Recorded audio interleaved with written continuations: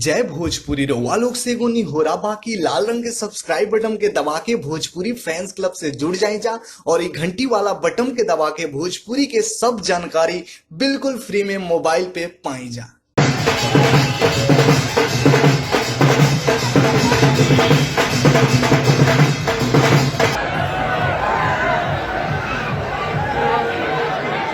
भोजपुरिया box office पर एक बार फिर से पावर स्टार पवन सिंह के परचम लहराता भैया। जी हाँ, आप लोग बता दें कि बॉस फिल्म जो कि आज से आप लोग के नजदीकी सिनेमा घर में रिलीज हो चुकल बिया और रिलीज होते ही अपन पहल के दिन से बहुत बड़ ओपनिंग ले बिया ये फिल्म भैया। और भोजपुरी बॉक्स ऑफिस के पिछले 2 साल के रिकॉर्ड ध्वस्त कर दिले। जैसे कि आप लोग स्क्रीन पर देख रहे बानी जा बॉक्स ऑफिस अपडेट जोड़ा में बतावल गिल बा 2020 और 2021 में जितना भी भोजपुरी फिल्म रिलीज भई रही सबके रिकॉर्ड तोड़ के सबसे बड़ा ओपनिंग जो कि बॉस फिल्म के मिलल बा कोरोना काल में। और कोरोना काल से पहले भी जो फिल्म रिलीज भई रही सबके रिकॉर्ड जो कि बॉस फिल्म तोड़ देले बा। और आप लोग तो देखिए भैया कई गो तस्वीर और वीडियो की खचाखच भीड़ लागल बा बॉस फिल्म के देखे खातिर। भी आप लोग के मालूम है भैया के भोजपुरिया दर्शक जो की ज्यादातर एक्शन फिल्म देखल पसंद करेले और बॉस फिल्म तो एक्शन से भरपूर बिया। और power star Pawan Singh dialogue तो भोजपुरिया दर्शकन के दिल में जो कि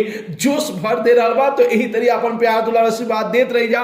बॉस फिल्म के फिलहाल में कमाई कितना भइल बा ई ना बताओ जरा भैया, बस इतना रिपोर्ट आइल बा कि पिछले 2 साल के रिकॉर्ड तोड़ देले बिया फिल्म बॉस। तो आप लोग पावर स्टार पवन सिंह के बधाई भी दी जा। नहीं जा देख ले बॉस फिल्म तो आप लोग अपन नजदीकी सिनेमा घर में जाके जरूर ही बॉस फिल्म के देखी जा। मिलता है भैया अगला वीडियो में एगो नया न्यूज के साथ है, तब तक के लिए बाय बाय, टेक केयर, जय भोजपुरी।